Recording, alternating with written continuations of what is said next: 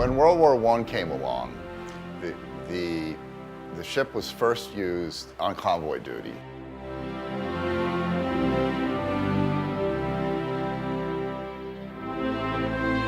She was a flagship of the Atlantic Squadron, and she was escorting convoys.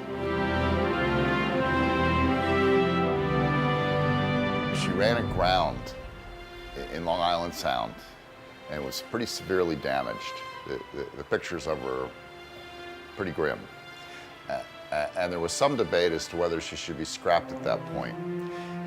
But the decision was made to rebuild her. So she was refloated, brought into, I believe, the Brooklyn Navy Yard, rearmed, got a lot of new equipment. She has a thing called the Fessenden Oscillator, which is a very early sonar unit for the U-boat thing. The guns were changed out, the turrets were eliminated, and open gun emplacements put on. So it was a very extensive amount of work.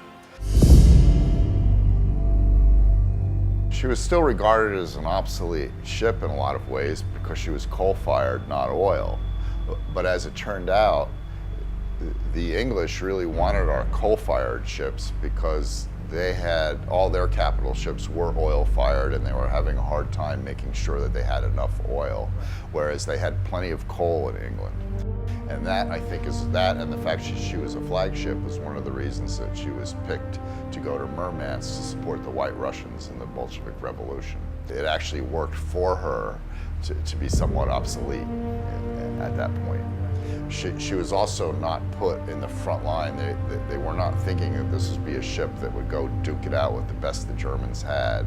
She was adapted for submarine warfare, that kind of thing, because she had smaller armament, right, so on.